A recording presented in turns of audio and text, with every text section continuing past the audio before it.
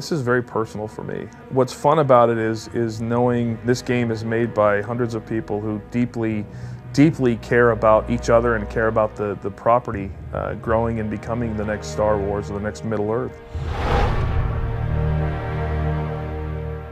Whether you're writing a book or making a video game or making a movie, your first job is to get your reader, your player, your viewer to suspend disbelief. There's no point starting unless you have a fresh, exciting idea. We at the very beginning said we have to have at least 10 whoa moments. And those are the moments that you just sort of assume you know what's going to happen because you've played so many games and you surprise the audience. The challenge is to get people interested in it. If you create a story that is interesting, people will want to play it. Why do we fight?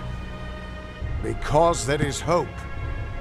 Because only through battle can we break the chains that fate has forged. Let's just make a hell of a game.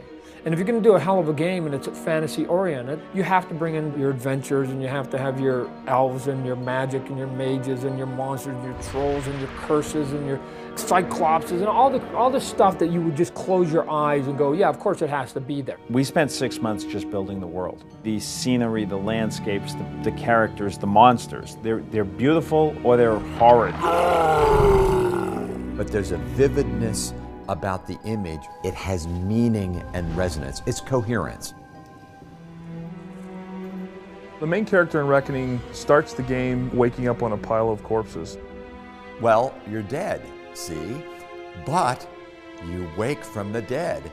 You're the first person in history that did that. But once you come out of it, you're sort of an empty husk, if you will. And now you, as the gamer, depending on what class you chose to sort of play your game, will depend on how your adventure actually goes. You're the one without fate. You're the unfated. Little people might see you as the beacon of hope and the big people might see you as the threat to their power. You are unique, you are different, and potentially you are a world-changing person. And at the time this happens is a time of very, very high magic. You, as the player, get to sort of write the history of your character. You can constantly be rearranging your fate. Are you a guy that stands back and casts spells? Are you a guy that sneaks up from behind and sticks him in the back? A wizard that likes to have a big golf bag of things and blow the meat off things with a lot of different tools. You can be all of those, and you can keep changing those. You get the reader on the edge of the seat.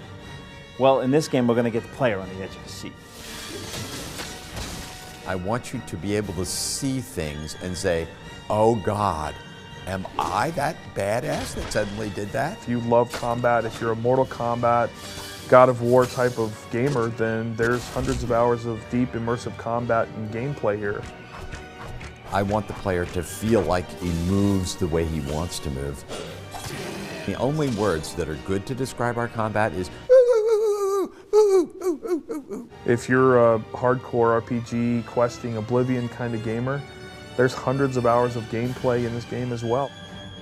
Every time you play the game, it's almost going to sort of feel fresh and new, because once you get through your 200+ hours of gameplay and you go, I want to do it all over again, even if you pick the same guy, try to do the same path, you can't get there. That draws people in.